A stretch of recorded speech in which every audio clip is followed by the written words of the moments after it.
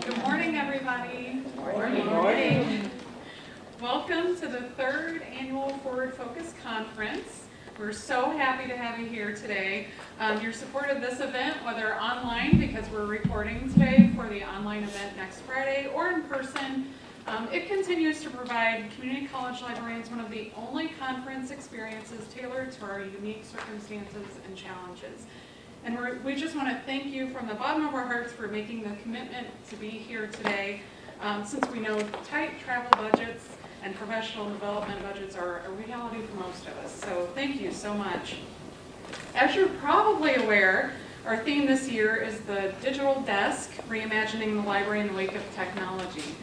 We hope you'll find the presentations and discussions today reinvigorate you to tackle some of the challenges you face at your own library. Now, this year we're trying something new, and we're here at the North Campus in the beautifully remodeled Hickory Hall. We can give you more insight into what this facility used to be if you want to ask us informally later. And we hope you find this location comfortable and suited to your needs. It is gorgeous, and we'll be visiting Dogwood Hall for lunch this afternoon, which is the home of our culinary arts program, and I think you'll find that a lot of fun. So, now a few housekeeping things that we need to take care of regarding the location. If you weren't here yesterday, you may not know where the restrooms are located, but if you go back out into this main hallway, go straight down to where you see the exit sign for a different building. Hang a right before you get there, you'll run right into them. So that's also where two of our conference rooms for later today are located. So as I mentioned, we'll be in Dogwood Hall for the lunch, and there are signs that will guide you there, but it's a little bit of a maze out here, so we'll be gathering groups around 11:55 right by that door that I mentioned with the exit sign, to help guide a couple of groups over so that we don't lose anybody in the process. And then also, since we'll be coming back to lunch, or back from lunch to Hickory, if you want to leave your bags here in Hickory, we can do that. We'll lock them up in Hickory 108 and secure them so that you don't have to drag everything with you, okay? So we'll remind everybody of those things too later on in different sessions, but just wanted to make you aware of those from the beginning.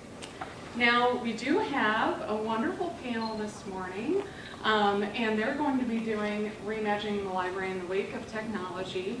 Unfortunately, Maria was unable to make it today, so we have Anne-Marie and Terra, and they will, I'm sure, blow you away. So, to start us off, we'll have Anne-Marie. She's the director of the Kishwaukee College Library and later of the Teaching and Learning Center. She earned her MLIS from UW-Milwaukee, is an active participant in NILROC, and serves as Learning Resources Commission representative to the Illinois Council of Community College Administrators. Her interests in technology, teaching, and management stem from her personal professional experiences as technology coordinator for a school district, a hand binding and used bookstore, and a college administrator. Terra Jacobson is the manager of library services at Moraine Valley Community College. Her current areas of interest are library management, staff development or engagement, and library spaces. She has worked in a variety of libraries but has a passion for the mission of community colleges. So please join me in welcoming our two panelists.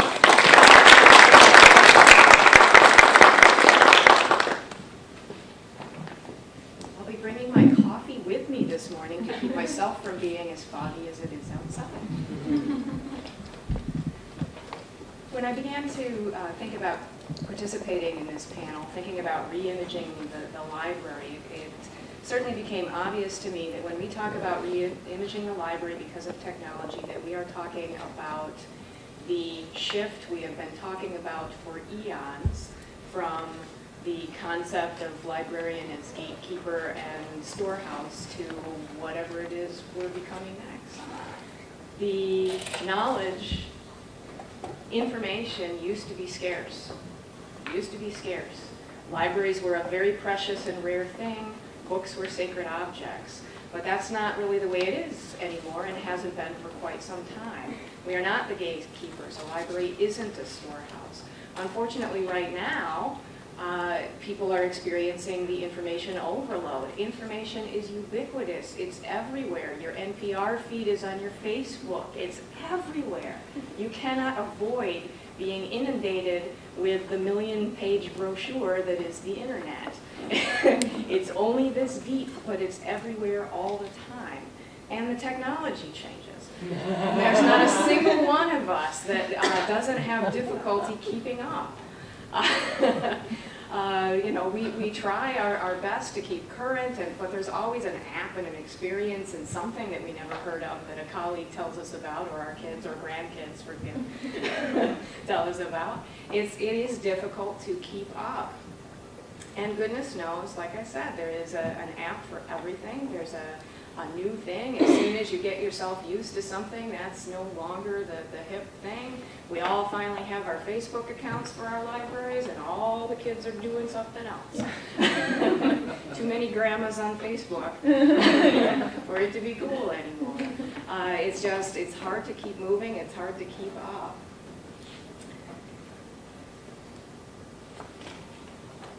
Creation, knowledge creation, has been digital for a long time. You create it in your word processing document. You put together a Prezi, you put together a PowerPoint.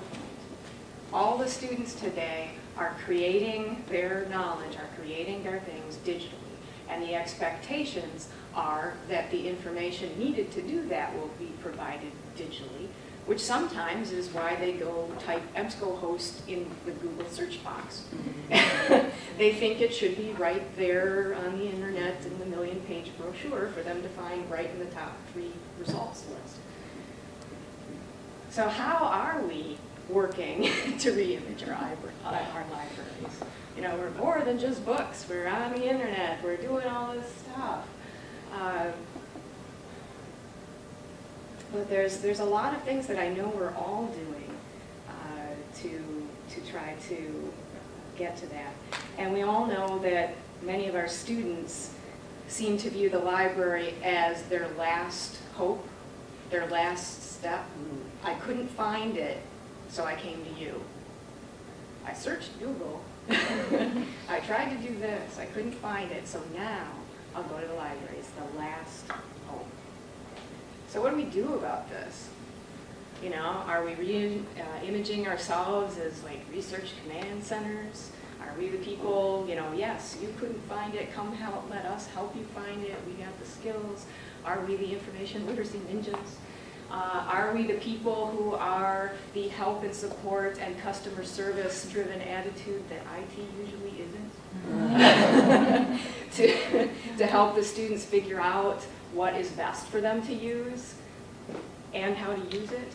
Are we re-imaging ourselves as those collaborative media spaces and places for students to do that kind of work?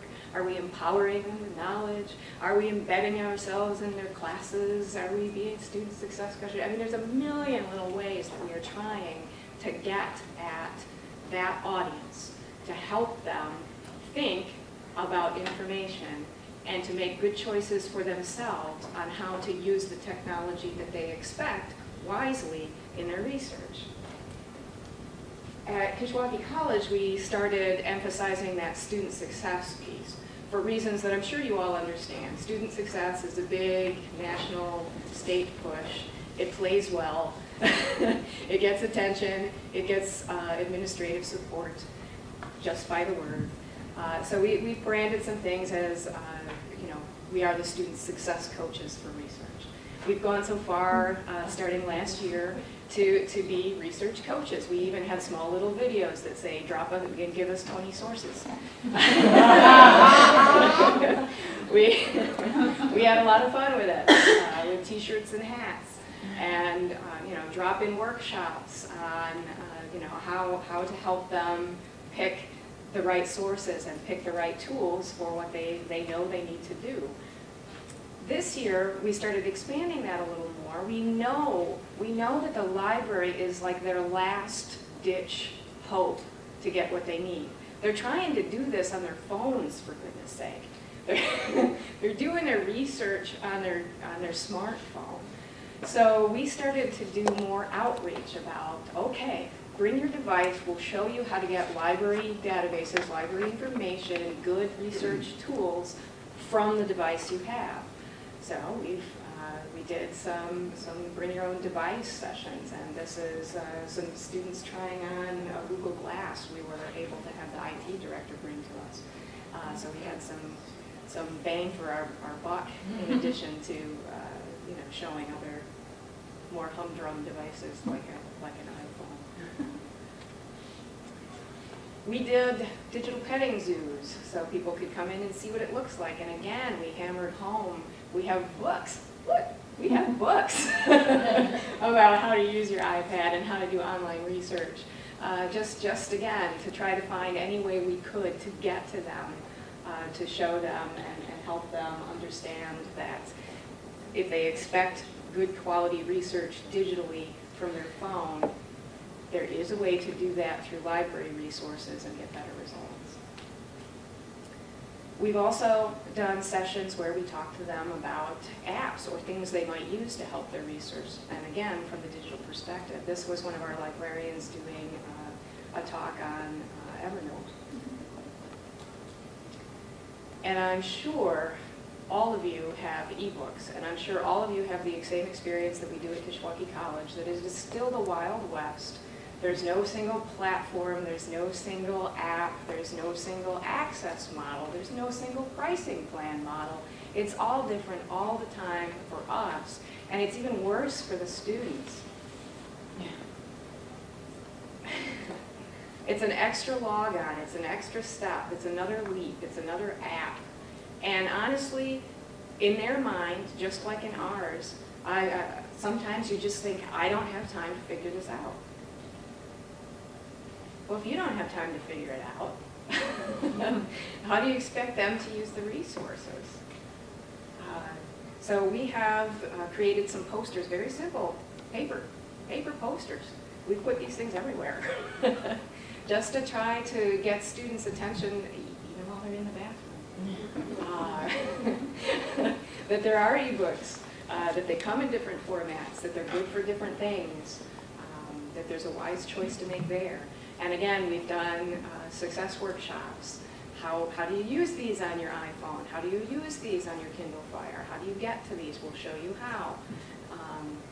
And they respond very well. We also circulate these items. Certainly there are, despite the insistence that our students of traditional age are digital natives, that doesn't mean they have this technology. So we do circulate a few Kindles. And the posters we placed all over campus, like this one, no dollars for a tablet, want one. You wouldn't believe the difference in circulation that happened like that. So. We also started doing limited roving reference. Again, we know these students are out in the cafeteria on their iPhones trying to do their research. So we started walking out with a little poster and those research coach costumes from time to time to say, okay, I'm sitting in the fire pit now. If you want to ask me a question, if you're doing research, come on over, we'll show you how to do it. So we've started to do this in the cafeteria, in the Learning Skills Center, in the fire pits, any place that we see groups of students gather. And again, like I said, we have postered this campus unbelievably. Students apparently are willing to read if it's bright and takes 30 seconds. So, we have put some informational literacy kind of posters on campus and for students to see, to help them understand what it is we do. So I guess Kishwaukee College's response to reimaging the library in the wake of technology has been to try to emphasize and be proactive and actually in some cases in the student's face about these are the tools you have the choice to use. These are how you can do it from the place you want to do it and get better results. And lately, we have learned that students who actually check out a book from the library are 12% more likely to complete their course. So we've been also telling them that and say, fake it till you make it. Even if you're not sure why you should use the library yet. Come on down. Mimic the habits until you figure it out. I'll turn it over to Before we turn it over, I'm just going to make a quick announcement. You have cards in front of you that say ask our presenters a question. So if you have a question for Anne Marie and you want to jot it down on the card, we'll open up to questions at the end of the panel. I'm sorry, I actually did have a few more slides. I thought I was done. I'm so sorry. I wanted to say another thing we do. Kishwaukee College has a portal so that students have to be students to get their credentials to log into the portal. And we've placed a lot of the stuff that we've done out and about on the campus also in the portal, so that when they log on, they see that they have research help and frequently asked questions and videos on the right way to use Wikipedia, and they see that they have, the LibGuide kind of concept, that we have topical course guides, helpful resource guides to get you started. You're welcome, and Pinterest pieces, and they're not just books or a list of materials we have. Sometimes they're also those graphic posters like I showed you before, so that we do have a lot on college prep and college life and how to adjust to the college experience. And while there are many books that we have in the library that we promote through there, it's also some quick 30-second tips. And we've also, through the portal, started focusing on help to faculty. We know that all the faculty feel pressed to get their content into the course as it is, and to give up 50 minutes or sometimes even 15 minutes to a librarian is sometimes, ooh, but I really need to go over that concept again because they're just not getting it. So we started offering the faculty some flipped classroom kind of experiences. We've made all these instructional videos, and we've also created the questions, discussion points, essays, assignments that those faculty could assign for those videos. So even if they don't have time in class to do this, they can assign a video and have an assignment due when they come back in class to get that content in. Because the faculty do and are receptive to the fact that they know their students need critical thinking skills about information and information literacy skills. So we've had some pretty good luck getting them to do it outside of the classroom by providing this kind of flipped experience. So that was supposed to be my last questions of the day.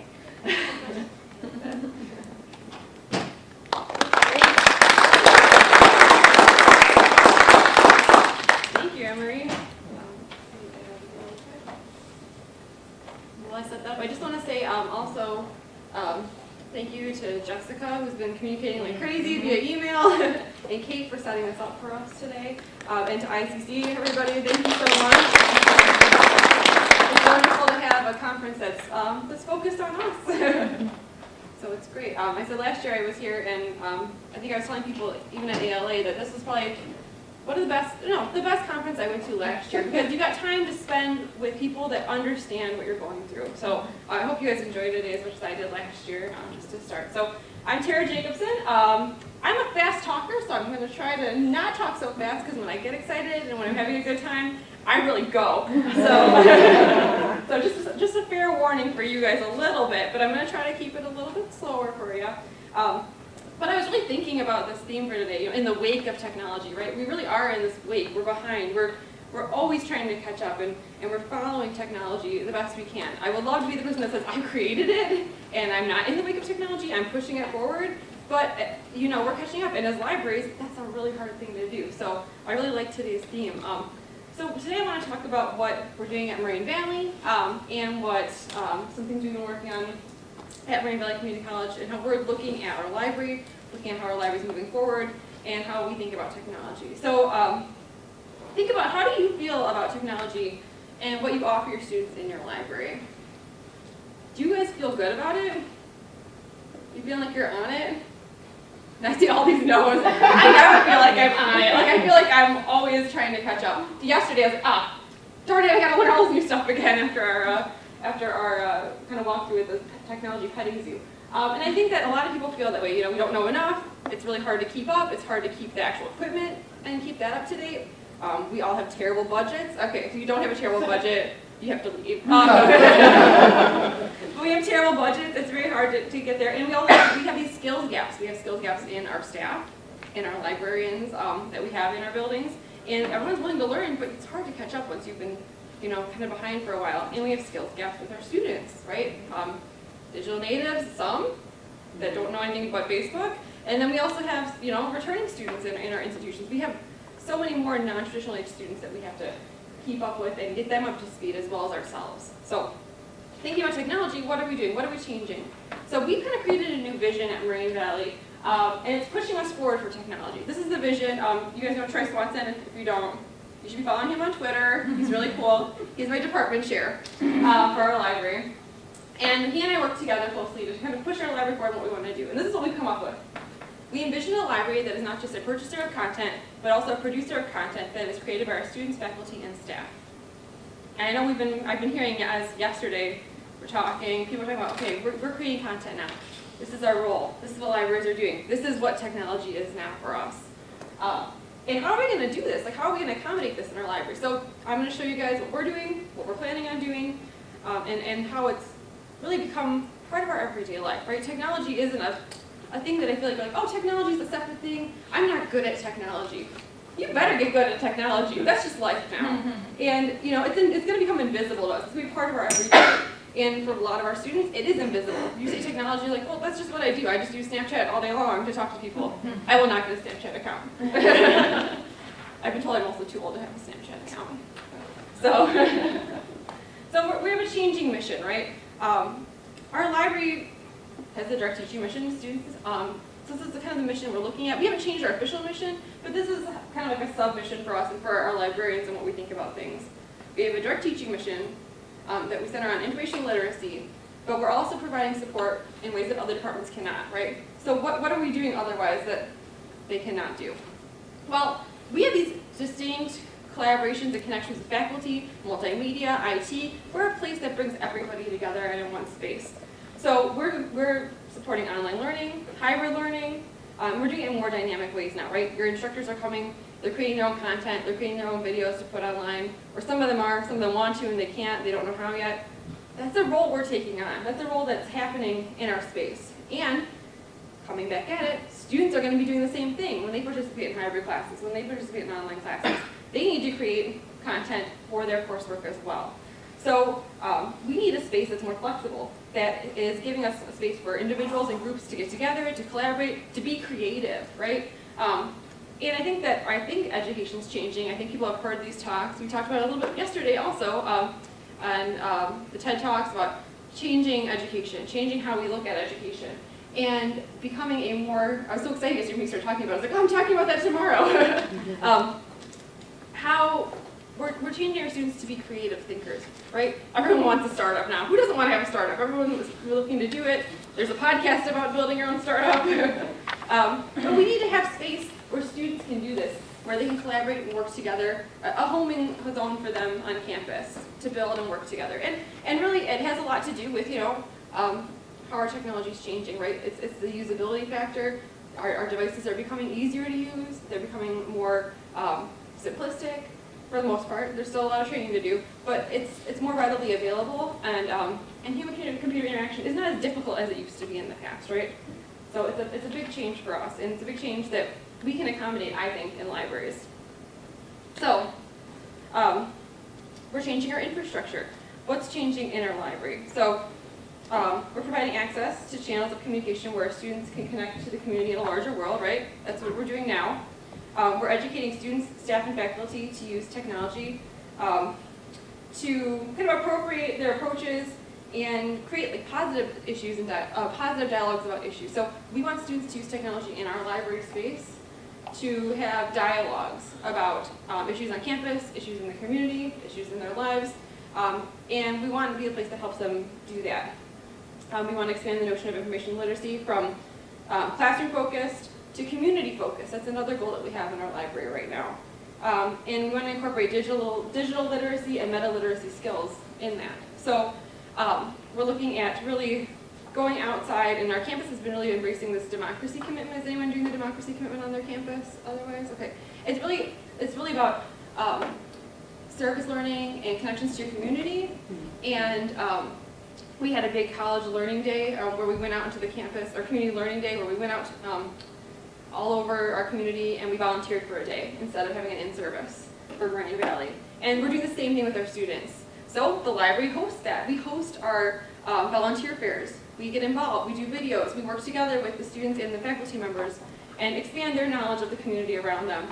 And then we're also kind of acting as a platform for community dialogue by hosting and preserving content now and for future access. So I'm going to show you guys how we're doing that. But really, I know everyone's been hearing, if you're an information literacy librarian, I don't know how many of you are here, right? I'm not the information literacy librarian, but I have a bunch of amazing librarians that keep me well informed. This concept of digital literacy. And I think our students really have they have a tool set to use technology, but they don't understand how to use it. And I think that our role is going to change, but we have to provide the tools that they need to do that as well in our library spaces. So it's not just teaching them, how to know that a source is a good source, but changing the way that we approach it for them. And, there's just a new way of doing research. And I think that, I remember being in library school, people saying Wikipedia is a terrible thing to use. And in our library, we go, no, Wikipedia is great. And everyone's like, are you kidding me? I'm like, no, it's a great first place to start. You feel like an idiot, you don't know what you're talking about, look it up, start there, and then move forward, right? Then go into the next place. It's not your source, you shouldn't be citing it in a paper, but it's an easy place where you feel comfortable getting familiar with the topic before you move on. And we have to teach students how to designate, like, is this source a reliable source because it's group sourced, people are doing it themselves, people are putting the content in there? Depends, right? Who's the source? Who's the person putting the content there? Is it cited? Are they there? It's just changing what information is being provided and how it's being provided. There's not a publisher or a clearinghouse anymore that our students can rely on to tell them that this is quality information. So we need to change our access to that. So we're redefining our role. So I've got a lot to say. I have to slow down for you guys. So what's our goal now? For Moraine Valley, we have decided that we are going to assist students in developing their own content. That is our role.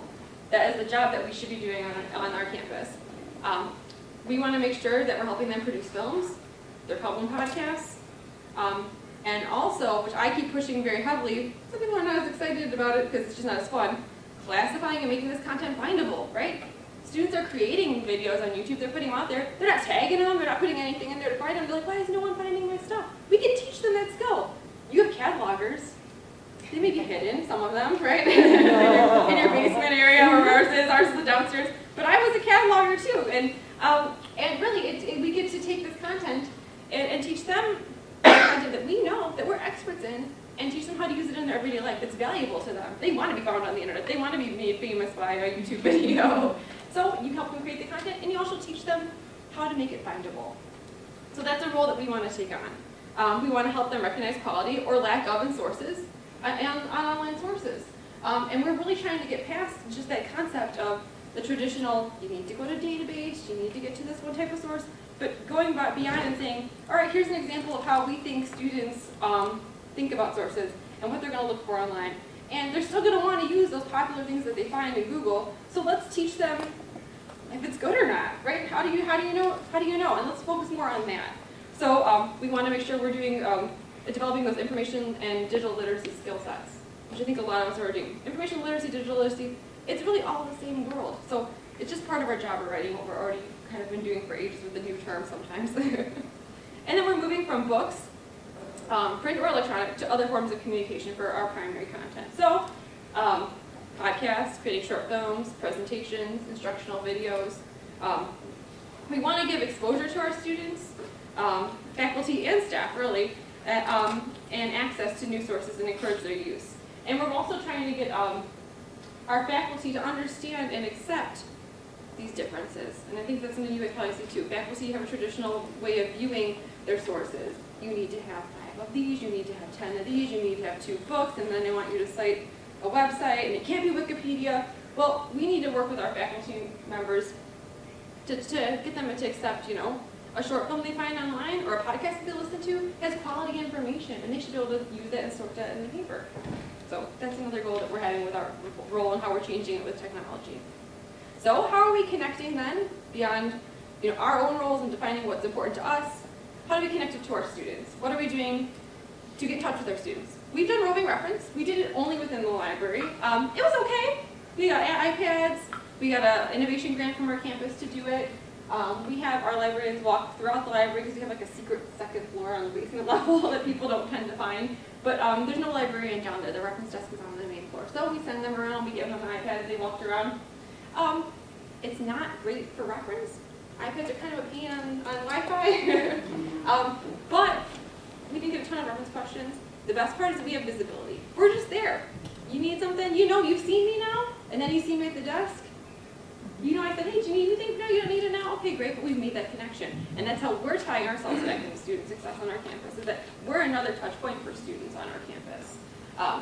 Students can feel comfortable with us, they can ask us anything they want, and they'll never feel stupid about asking any question. And we have a very popular reference desk, so it's been working well for us. But rowing, it's been okay. We tried it, and we still do it. We still do it to just make sure that there's visibility in our lower level. It's also great for security. But yeah, we connect to our students using blogs. So we do blog posts. I'm going to click on this really quick. I'll show you our website. So this is the Moraine Valley Library website. We have 3 different blogs that we post to. We have a news blog, which is like current news events that our librarians post. Every librarian that works for us works on the blog. So everyone posts to it. And it's not just one person's job. And it's just something new. Catalogers post. I know there's one that really just happened recently. That catalogers did a great whole series of things. And plus, catalogers are great at posting things for the research blog. These are the first people that see the books when they come in the door. They get excited about it. They know it's there. They post to our research blog. So we do all these down here, all of our news blogs, our events, and our audio podcasts. I'll show you guys those in a minute. But what they do is we automatically feed them in our social media. So if you post on our blog, we feed it into Facebook, we feed it into Twitter, it feeds everywhere. So an hour ago, we posted a whole other blog post. You'll see how often we post. We post multiple times a day. And we have more followers than we follow, I think, which is really exciting for a library. I feel like that's a symbol of quality right there. So you'll see we post constantly.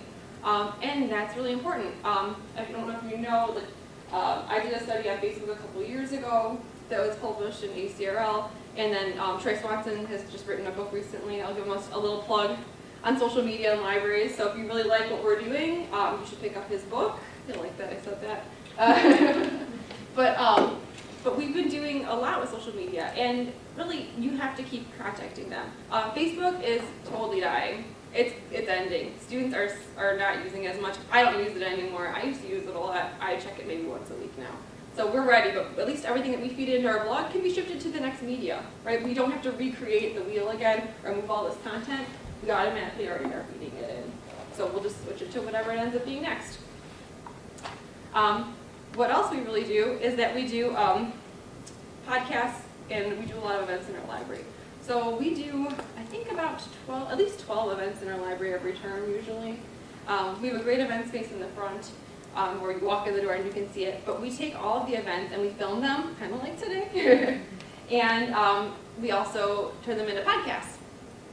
So I think you'll see on the website, we list them all in our feed as we put them in also. But this is what we would have clicked from the front page.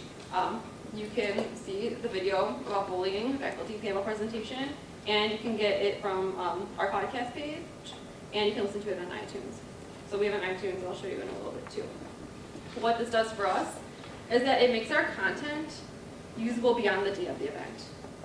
What does that do for our faculty? They can use it next term. They can use it the following term. It's still going to be there. So if we get them to buy in to tie our content and what's going on in our space to, and we're creating this content with them, to their coursework, they're going to keep using it. It doesn't become unusable the next term, right? And that's the thing, faculty have a lot of classes. They have a lot of things to prep. When you want them to come to an event one day, they have to customize that course that day. We're putting it out here that they can keep using it over and over again. So we're doing content creation ourselves, and we're ready to help our students do that content creation. I think this is the one that's just page stuff. So this is our events page. everything that's been happening and what's been going on in our library. So we've been tying those into themes and issues that we see around our campus throughout the year. So we customize our posts directly to what's happening in the news at that time. Oops, went a little too far. And then we also have a YouTube channel, which is really cool because all those videos are posted on there. We also post instructional videos for events we're doing, like when we did our World War Z events. So we have, how many videos now? I can't remember. But they're viewed a lot. Some of them, the people that have come, have almost 10,000 views that have come to our library. 400 is really good, is what we usually think is pretty good. But these are all things that have happened in our spaces or that we host and catalog in our system for students to find. So we're helping them classify content. We're classifying our own content at the same time. And then, of course, we're doing something I think a little different, and I wonder if you guys are doing it too. I want to ask you guys when we're done, maybe you could tell me what you guys do for this. So we also use, we'll use Instagram and Twitter, but in our Twitter feeds, we check our app mentions. There is a unique thing, and I don't know if you guys have it. Students run a thing called MVCC Problems, things they hate about Moraine Valley Community College, and they post to it. And we've been featured. It happens. Everyone gets featured. And faculty communicate with it. So these are some results from our app mentions and from other searches based on keywords that I've done through Twitter. And we track them and we respond to them. If it's something that we can answer, if it's not just like, oh, I hate this thing, it's gross. Okay, well, there's not much you can do about it. But it's like, oh, the library's never has what I want when I want it, or it's never available, or they're always out of laptops. Well, we respond to them and we write back to them. So we tell them exactly what they can do.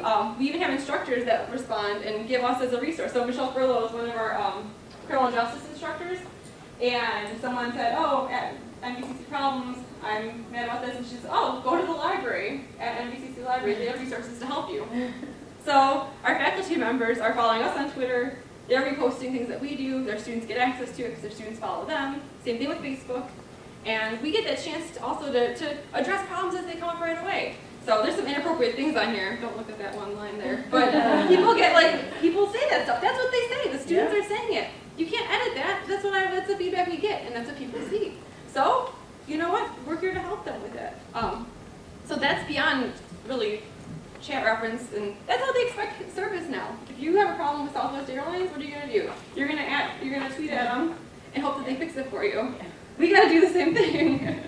So we've been doing that. So we're helping create content. We're creating content ourselves for students to see an example from.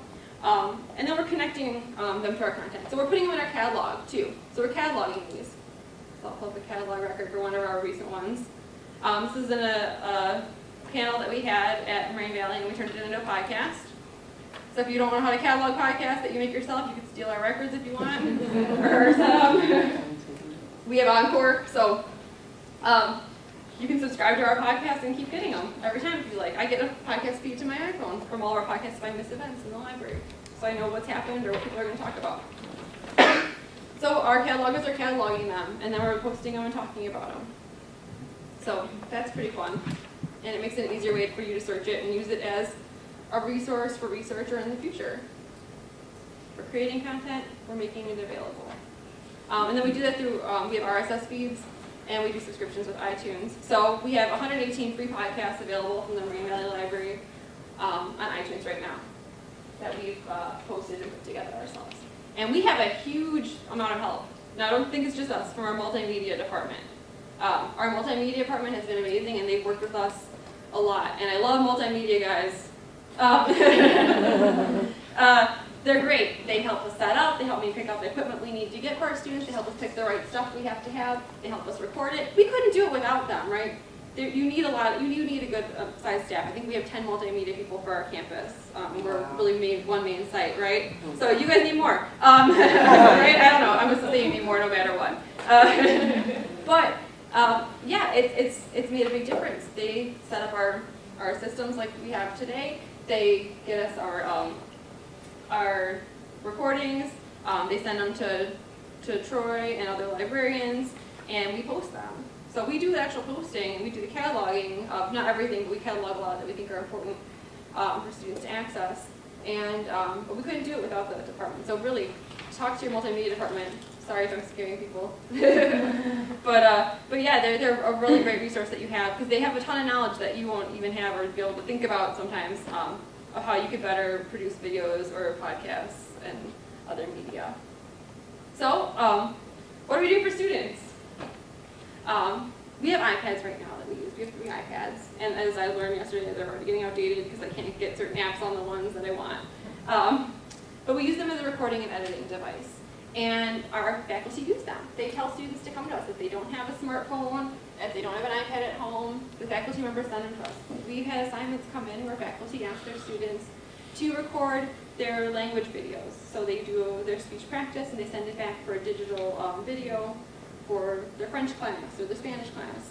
They've had to create their own kind of like mini talk shows using iPads to film. They've been filming them in our study rooms, which will bring me to our next idea, is to create a fake talk show that they're going to set up. And then students are using them to just create their own content for their courses. So I didn't want to use a random student's video, but I have one here that my student aides made to teach shelf reading. So I make them make their own videos to train each other. And it's really easy to do. She learned this in one day. And I'm not going to show you guys the whole thing. But she's got a quiet voice, but she tells you how to shelf read, how to do it. It took her about 4 hours to make the whole video, and because she's never used it before. But it's really simple, so now I don't have to teach everybody. But that's what they've been doing with it. We also provide within our library as a resource for their content creation. We have hardware for computers, so we have VGA cables they can check out, mice that they can use, headsets with microphones. We just have a variety of equipment and equipment pieces to match up with our iPads, to connect iPads to our MacBook Airs, and to connect them to our Dell laptops. We also provide week-long laptop checkouts for students to use. They're older laptops, they're not the greatest, but they are insanely popular. And I know there's a huge fear. We've lost one. One person has left and never come back with it, of losing them. So if you use one that's old from a grant, a couple years old, most students need those for just basic creation, just PowerPoint slides and things like that, because they have that digital divide and they still don't have a laptop at home. And then we have mobile media labs that we check out. And those are for students and faculty. And it's really great for lecture capture. So if faculty want to do lecture capture, or they want to create their own content for their courses, they can check out. I brought one with me so you guys can look at it later if you want to. A mobile media lab. And it has all these different parts in it. And I'll talk about them. I'm going to pull them all out right now. But if you're interested in seeing what's in there, we have, I'll wait for them to do portable content creation. So we have Camtasia on these devices, Adobe Captivate, Snagit, and then we have this nice little guide that tells them how to get started that our multimedia department made for us. Not me. Sorry, multimedia is great. And they walked everybody through how to actually use each of these pieces of software for the first time. So it's been really, really valuable. And they've been pretty popular. They're pretty new. And that's how we're doing content creation for faculty right now. It's still clunky. It's not easy. It's not as simple as using an iPad sometimes. But when you need a more professional quality, it's really been great for them to do that for lecture capture. And I think we have 3 kits like that. And they get used about 6 times per month. So not insanely popular, but they can take them up for a longer period of time too. A faculty member will take it for a little bit longer. What we're going to be doing really soon, and some people may have heard me talk about it, is we're going to do a content creation lab in our library. We're going to get expansion, yay! So our library is going to be growing, and we are going to be putting in a media production space in the back of our library. And we're also going to have, and if you guys want to know the specifics of it, you can talk to me afterwards and I can tell you what our media department's put together for us to do this. We're going to have kits for them to check out that are going to have different things in them, like the HD digital video cameras, transfer cables, tripods, things like that. The media production space will be a set of probably Apple computers where they can edit their film and make changes to it. And we're going to have space for them to film and produce their own content as well. So we're going to put in 8 new study rooms where our old study rooms are if you've been to our library and you've taken the tour. And some of them will be equipped with, screens for students to work together and share, but they'll supposedly have movable furniture with like pop-up green screens that we're going to be checking out that they could do their own film production. And they can use that space. We've also had a lot of requests based on my focus groups with students for this new space for a speech practice area. Does anyone have a speech practice room or filming center? Okay. So a place where that it'll hopefully be mounted and ready to go, where they can just go in, plug in, get ready, not a lot of setup with equipment, and they can practice their speeches and look at that for their own feedback. They have some teachers that require them to film themselves and send it back to class, so we're going to be doing that. And we'll have a lot of equipment on loan. So we're going to be probably buying some ideas of what we're going to be purchasing to check out for students to buy, or to borrow. So some field recorders, some USB mics, HD camcorders, shotgun microphones, collapsible. And this image is really funny looking, but yeah, a collapsible green screen, which people have really liked, and kind of creating that space. And we're going to hopefully have a faculty member. We're getting hopefully this job that's going to help students work with this stuff and help them learn to create content, and really start by making those connections to our faculty on campus and teaching them how to use it also, so they can bring their classes in to help use it. That's the only thing I could stress more than anything else, is that those faculty connections you make on your campus, and I know it can be very hard and it takes a long time to develop them. I think ours have been developed for many, many years now, 10, 15 years. They're your connection to your students. That's how you get them in. We're insanely busy, and I owe it, I think, mostly to our faculty members, because they bring their classes to us. They bring them into our spaces, and we do almost anything they want. There's not like there's not really a no very often in our library, but that's how you foster those relationships of trust, and they can learn to work with us. So our faculty have really made that possible for us to embrace this content creation, to help them with their classes, and to really push us forward into helping our students with what they think they need and what they want to do in their coursework in the future. So that's everything I wanted to show you guys today. If there's something that you really want to know specifics on, I think I brought a lot of my specs, even like with how to how to tie it into the system with me today. But yeah, I think that's it. So